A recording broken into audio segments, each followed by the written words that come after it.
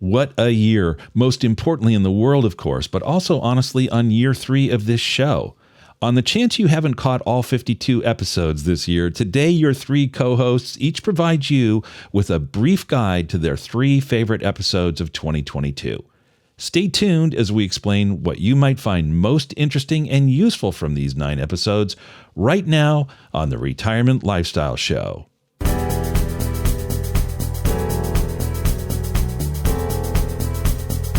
Welcome to the Retirement Lifestyle Show. I'm your co-host, Roshan Loungani, here with Adrian Nicholson and Erik Olson.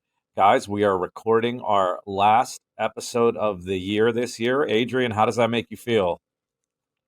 I feel very excited. It's another strong year for us. It's always good that we are producing really great content for our viewers and listeners, and we're going strong, and our relationship for us 3 is stronger than ever, I would hope. If you guys agree, just let me know. You won't break my heart. I mean, we were at your wedding. I expect a speech like you gave about every year that we've known each other from now on. Wrap up every year with that kind of. This year we did this. For all of our listeners, Adrian gave a wonderful speech talking about every year that him and his now wife had been together. But before they got married, that was right before you actually officially got married, correct? Yes. Yeah, that was your vows, actually. That speech I'm referring to. I'm glad, Roshan. You're the. I heard that recently too. Some close friend of Alex and I said the way I broke it down, they really enjoyed it and thought it was really smart and clever. So I'm getting positive reviews still, so that makes me happy to hear. Yeah, Erik and I are just getting jealous. We didn't get a speech like that for the podcast. Erik, how are you doing? I'm doing really well. I will say the standards when I got married, this is, long time ago, Adrian, was not that you would be super creative with your vows. I mean, you'd have a little bit of creative flourish versus maybe a couple decades before, but oh my goodness, had I had the creative license that you had, it would have been a completely different story. So I really admire you for doing that. You're not supposed to be, the word is stoic. You can't be stoic anymore during your wedding. I didn't know what that meant, but that was a very big deal. And you're not supposed to be stoic. So going into it, that was one thing I was making sure to be the opposite of. And I hope I'm using the right word. Well, I think it sounds like it's used in a completely appropriate context. So anyway, that's great. So yeah, how about you guys? How are you doing, Roshan? No, everything's great. I'm looking forward to this one. We're going to go over, each of us went through this year's episodes and picked what we thought were the top episodes that people could revisit. We picked 3 each. Now, gentlemen, I cheated. I've got a 4th, but I won't spend that much time on that one, I promise. So I've got 4 on my list. Erik, why don't you start us off? Yeah. Well, I probably should have done a little better job of actually recounting the episodes. So that's that we'll put these in the show notes so that we have the links to the shows there. But this is not in any particular order. This is just talking about the shows that we did. One of my favorite episodes was with Reginald Smith of Eventide Investments, who talked about the solar panel industry across the world and the issues and the human rights issues with sourcing some of the subcomponents of those panels, as well as in some cases the finished panels themselves from far northwest China, and specifically in the Xinjiang Autonomous Region, where Uyghurs were being essentially forced to produce these panels. And hearing him talk about the ways in which the solar panel industry broadly was being made increasingly aware of this, as well as consumers and governments and so forth, was heartening at the same time that it was saddening to hear just how deeply abused and exploited that people group is. And Erik, I'm glad you picked that one because now I no longer have 4. I can say I've only got 3 and stuck to the assignment. I knew there'd be overlap. I called it. You did say that in advance. That's our episode 126, and it was published on July 25th for all of our listeners that want to go back and check it out. But I really liked that episode as well. I thought Reggie was really interesting, and he was a great interview. His story about going from weatherman because he was in college doing his I believe it was called the AccuRegi weather report, and he went on from that, and he's still in his work. He's still doing environmentally friendly and positive work. So I can see the direct connection there. And I also learned a lot because I didn't realize. I still remember over 90% of solar panels have some forced labor somewhere involved, and I was completely shocked to hear that number, that it was that high. Mm-hmm. So, Adrian, why don't you give us one of the ones off your list next? Yes, I'm just really excited about this whole episode. I have a 12-hour car ride ahead of me, so I'm just going to be listening to all these episodes that we say are our favorites. So it's really good timing. So my first episode is episode 123. This is the Bullish or Bearish podcast. And that's always a fun debate to have just any time of the year. Are you very bullish or are you very bearish? And my favorite moment of the episode was some of the data that I gathered. This is going to be at the 26-minute mark for our listeners and viewers.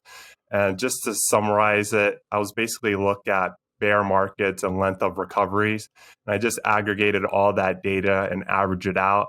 And it typically showed that it took about 2 years for a recovery to happen when there's a bear market and recession, just a very tough market environment. So go check out that 26-minute mark in that episode. You can hear all the data that I presented.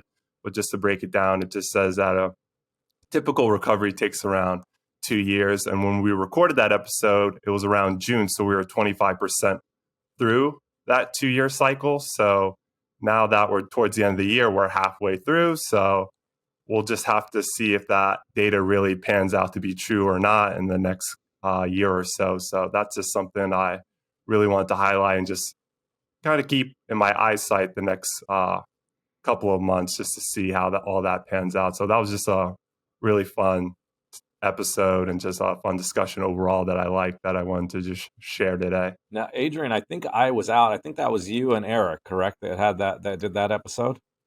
Yeah, Erik was beating up pretty hard on me on that episode, like he always does. I'm just joking, but yeah, it was just a bullish and bearish discussion. I really enjoyed that one. That was pretty good, and the data I found was very fun to share. And just seeing how that pans out in the future will be really interesting to just refer back to as a reference. Well, Adrian, 6 months roughly 6 months from that episode, how did you make any calls, and how are they faring so far? I was just saying I was bearish in the short term, but I have a 2-year bullish outlook. So it's still alive. Sort of panning out. Yeah, still alive right now, but we just don't know. Just looking at historical data, you just never know with these things. But if it's right, we're halfway through it, so that's something to look forward to. But if it's wrong, it's wrong. So I'll just have to live with it, so to speak. Yeah, that I remember listening to that one. That was definitely an interesting one. I pulled some of your data and shared it with clients after. So that was a good one. I'll share one of the ones from my list next. And I was looking for episodes I like, but also episodes that I think if you haven't listened, it's worth checking out. It's still relevant. And also, if you have listened, it's worth going back and looking at it. So one of those that stood out for me were the Covered Calls Explained episode, just because I think that's a very complex topic. I think we did a good job of breaking it down. That's episode 127, the Covered Call episode. I think we did a good job of breaking it down. It would have helped portfolios this year, and I think it will help going forward. So we recorded that in July 29th is when we posted it, episode 127. And I just think it was a good explanation of covered calls and how you can use them. And this is where we put our disclosure in. Be careful. It's risky. Everything we're talking about in all our episodes are always for discussion, intellectual conversation, not recommendations. Absolutely right. Absolutely right. My turn, I think. Yes. So one of the favorite episodes that we did was episode 101.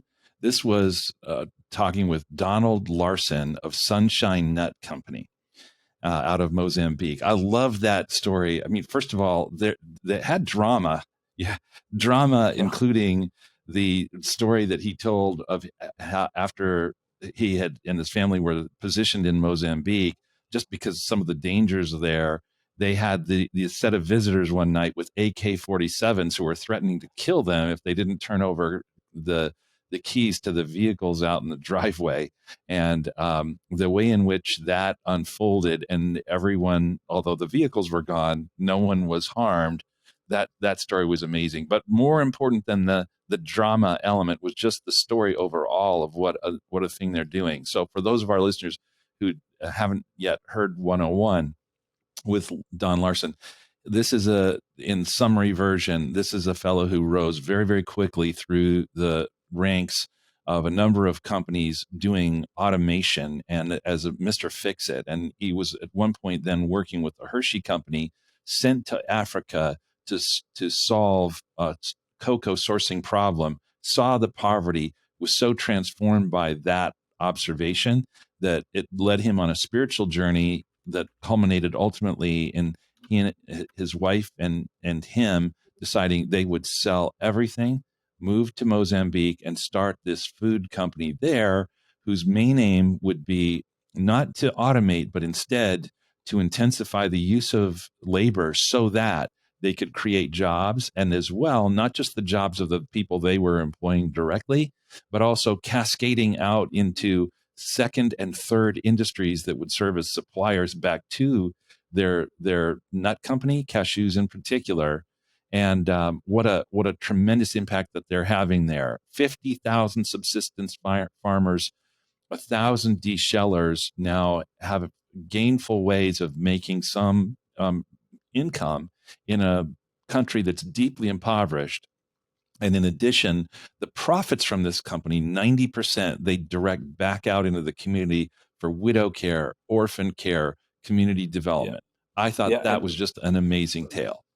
Yeah, so a great one there. By the way, you can I think it was either right before or right after their episode, I went and got every flavor of what they offer. It's available on Amazon. Their website is sunshinenuts.com. And just want to read this from their website for you.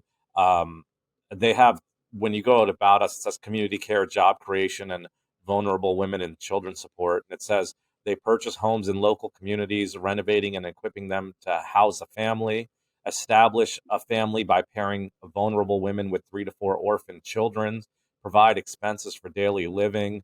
They're really, I think you said those words, Eric, exactly, uplifting a community. Wow, they're doing an amazing job.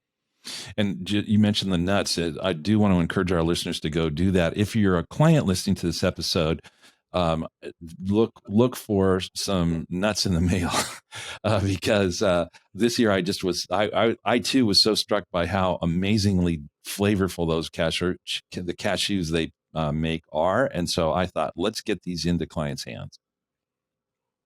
Nice. I need to get some as well. It was really great episode and a very powerful story, and I was just really happy Don was able to share all of that. It was great. Yeah, amazing story. Adrian, I think you're up. Awesome. Yes. So my next episode is the Modern Monetary Theory episode. This is episode I was going to pick 105. Was that one of your episodes, Eric? Yeah, now I got to switch off. Oh, awesome. Wow. There's a lot more overlap than I was expecting. So this is incredible. But I had a feeling it was going to happen. But yes, this is a really great episode. I really like this one. The main topic or the main theme was do deficits no longer matter, and how nations are printing their own currency and how it can lead to debt, and whether does it matter or not. It's just it's a very complex episode, and it's something that I just want to dive in deeper and learn more about. And it was just a really great discussion to have. And it was also exciting too, because it was the most people we ever had on a podcast, and we were talking about such a complex and sometimes very controversial topics as well that leads to a lot of debate and discussion. So I think that episode had a little bit of everything in it. So that's why that made my list as well. So I really like it. Since that was on your list as well, Eric, is there anything that you want to touch on it too? No, I just I appreciated how we came from lots of different perspectives, and they were super knowledgeable guests, and so it was a really healthy conversation, I thought. And yes. Gentlemen, you may or may not know this, that was our most popular episode of 2022. Oh, was it really? Oh, no kidding. It I did not had know like that. I can't remember the exact number, but it had like almost twice as many as our average listeners per episode. So that was a popular one. And I can look this up, Adrian. But do you remember what episode number that was? I'm looking it up That right was episode 105, and I guess I mean, like I said, there was a lot of content baked into that episode, and a lot of back and forth, and I really liked it because there's just so many.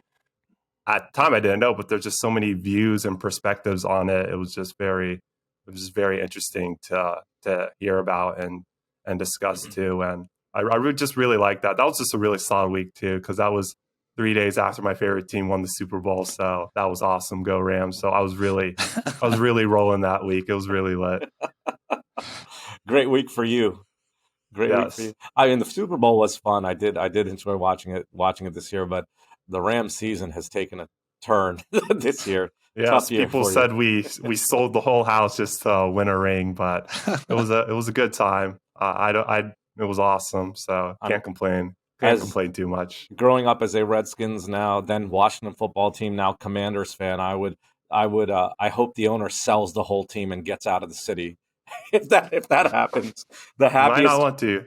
DC Rising. That's the term I like now when our DC sports do well. DC Rising. Yeah, come up. I've always see that with the Wizards, but with just real quick sports news, and we'll move on. But the most excited sports moment for me this year was seeing an announcement that Snyder, the Commanders owner, has brought on Bank of America to help him sell the team.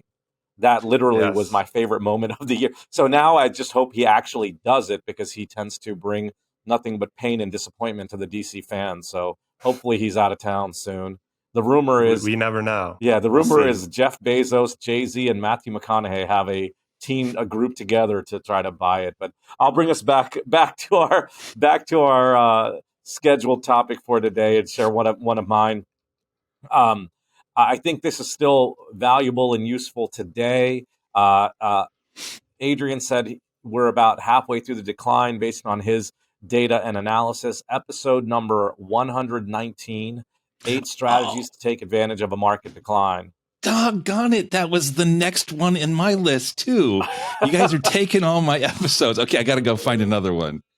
Are you being serious? I'm being totally serious. After you ripped me off, Adrian, then now Roshan rips me off. Well, I don't trust you guys any longer. Well, the viewers and listeners don't believe us right now. They're just like, they're pulling our leg so hard. There's no way there's this much overlap right now. Eric just didn't listen to any old episodes and is prepared to act and claim we stole all of his. He only re-listened to the one about forced labor, and so he went first. Say why you liked it. Yeah, going back to the episode, I'm actually going to really quickly share the 8 things that were listed.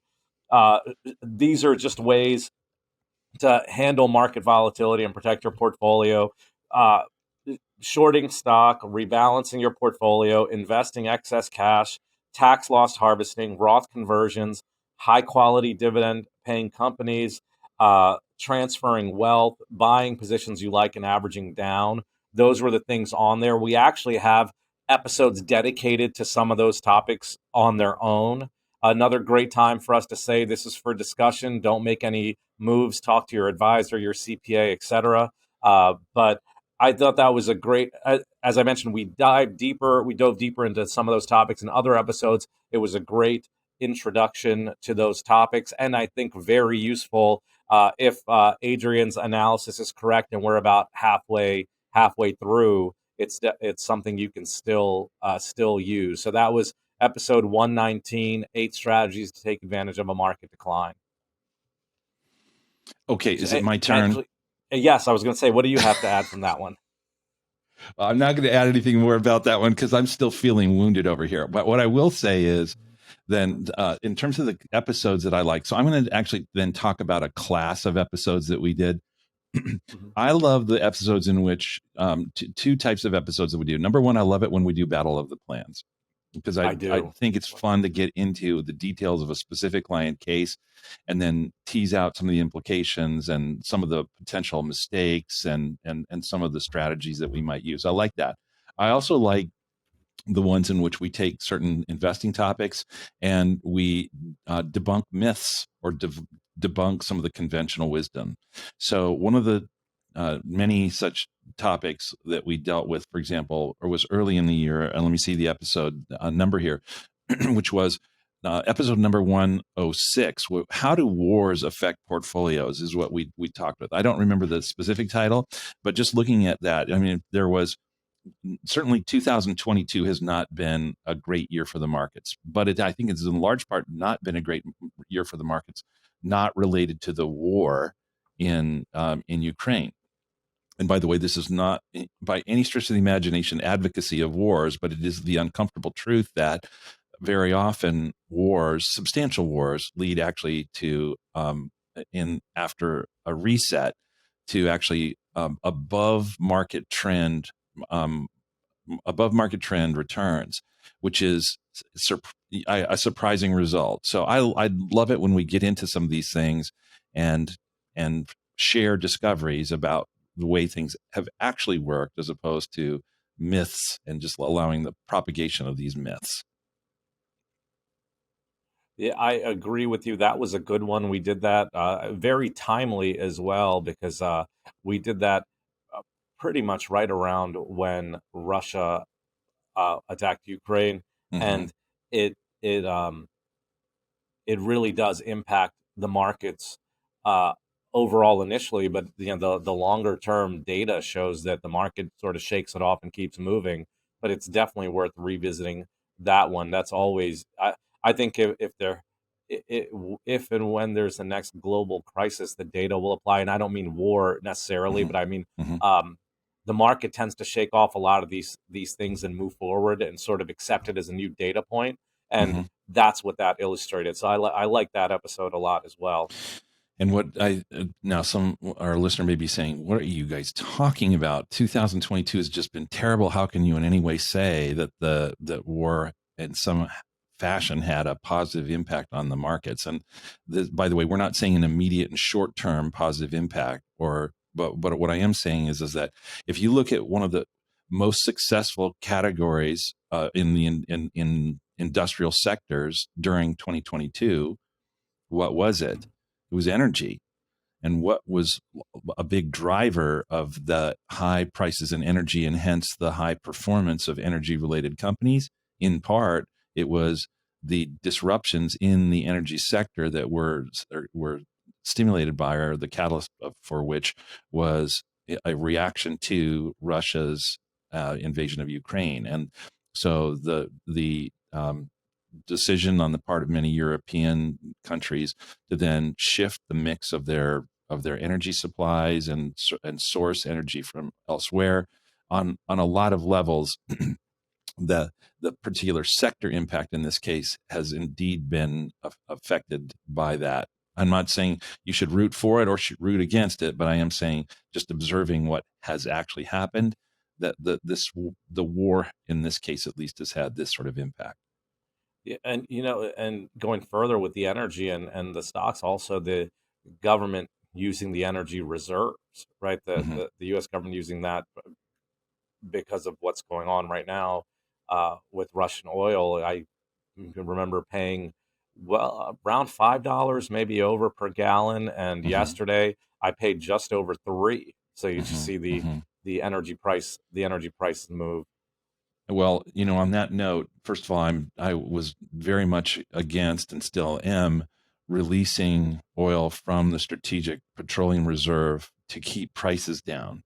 I think the intent of that reserve is to make it when the nation as a whole really has no option. And this way, in this instance, it felt deeply politically motivated.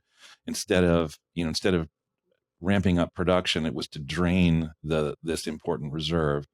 But having said that, one byproduct, if the Biden administration or, depending on what takes place in elections in 2024, potentially a different administration thereafter, elects to replenish the deep draining of that reserve, that will ultimately lead to continued price support for petroleum, and as a result, because of the continuous buying of that. Then the cheaper the price, presumably the more that they would want to buy, the more that will then serve to create the demand to drive the price at least up to some higher level than it otherwise would be. But on that basis, then, as investors, if you think forward about, well, okay, which sectors are likely to be advantaged by that? Again, it would be coming back to the energy sector. Yeah, I was, and with the prices coming down as they are, I thought the same thing. Are they going to replenish it? Another interesting thing I listened to was Peter Schiff, economist, was saying that the third quarter GDP, if you take out our sale of oil from the reserves, we actually were negative that quarter as well. Oh, so they're propping up what's happening right now with GDP with the sale, and then we do need to replenish it for future use. Now, Adrian, do you have another episode? I've got one left. I think everyone has gone. Yes, I have one left. Please, I'll go knock ahead, it out Adrian. if you want me to. Yes, this episode is What History Tells Us About Today's Economy and Markets.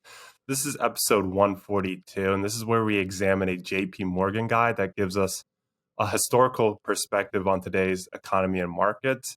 And the reason why this episode made my list is that there's just a plethora of data and indicators that people look at to help them really navigate and just make sense of just what's going on in the markets and the economy. There's just so much data out there that people just comb through and look through to just help them make decisions, help them see where things are headed, and just, like I said, just make sense of the overall situation. And I think this is a very valuable lesson to our viewers and listeners, just so they could sometimes just take a step back and not always see the numbers or the bottom line, but see what's really baked in there to really make sense of it all going forward.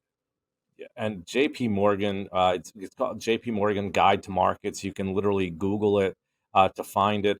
They do such a phenomenal job with that data. It's updated. They have a quarterly, a monthly, and a daily version updated all the time. So I highly recommend anyone who has an interest to go check that. Not only check out the episode, but you can get updates on it. And I'm sure that the three of us will break down another one of those in a future episode as well. I really like that episode also.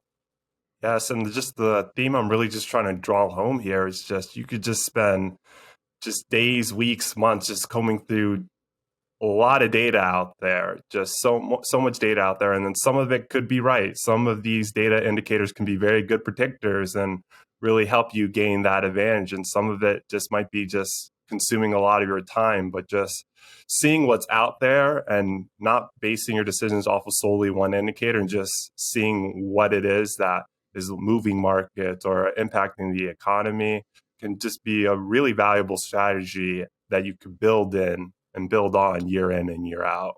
And to give both of you a compliment on that episode in particular, I think there's a lot of data out there in general, but you need to know how to interpret it and analyze it. And both of you did a great job of that on that episode. So I'm a fan of that one as well. Adrian, that was episode 142, correct? Yes, episode 142, exactly. A special episode as well, because it was when all three of us were married men on the podcast. It was right after for the first time, the wedding. So that was nice sharing all the memories from it. So that episode holds a special place with me, that's for sure. Yeah, that actually, if we talked about highlights of the year outside of our episodes, I think obviously one of yours would be your wedding, but one of mine would be your wedding too. It was a great day, great event. You guys did such a good job. A lot went into it, so I was really happy that it was such an amazing day. So it was job well done. Special shout out to Alex for taking all the reins and just putting it all together. I was just there really for emotional support, but she really just did a phenomenal job. And also to get married. Yes, of course. Yeah, your speech would have fallen flat if she wasn't standing next to you.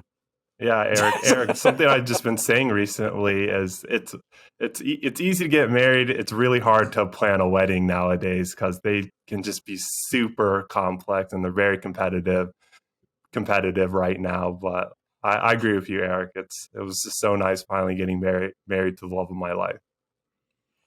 And congratulations again on that. I've got one last episode to share, and then we can wrap up today's. It's episode 132, How to Improve Investment Performance.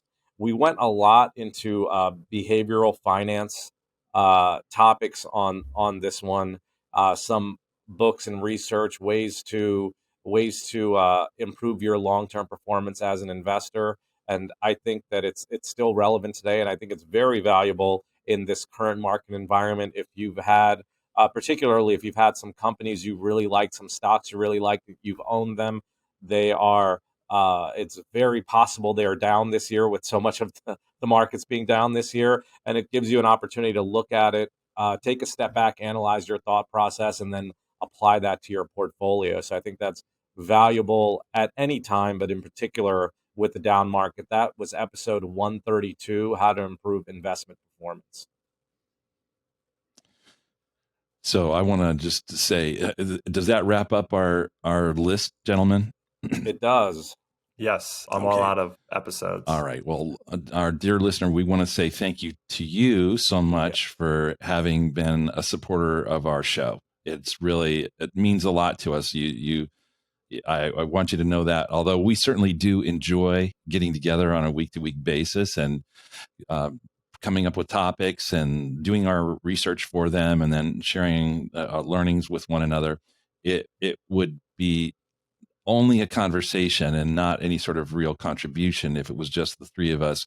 You make it, you motivate us to do this, and we also appreciate those of you who have spoken up and provided us with feedback. We really do covet your feedback. It's helpful to us. It gives us a sense of, in some cases, okay, what are we doing right? In other cases, what are we doing wrong? And what can we change? And so all of that we're so appreciative of. If you've enjoyed the show, I'm going to, though, ask you a favor. And that is, if you haven't done so yet, I know sometimes it's a little tricky because you're thinking, how do I leave a review, or how do I subscribe, or those sorts of things. But I would just say, if you go to the website, retirementlifestyleshow.com, and you look for, they usually pop up a video, and you pop open that video and hit the little subscribe button. That will help us. And also, if in your podcast player, if you're more of a listener than a watcher, that's what I do, is I listen to podcasts rather than view them on YouTube. But if you can figure out a way in your podcast player to also leave a review, then that will also be super helpful to us, and just make it more possible for more people to hear the show.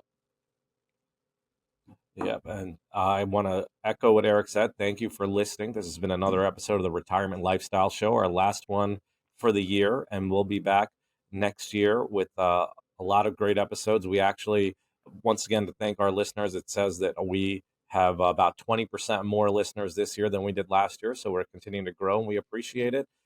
Thanks again. This has been the Retirement Lifestyle Show.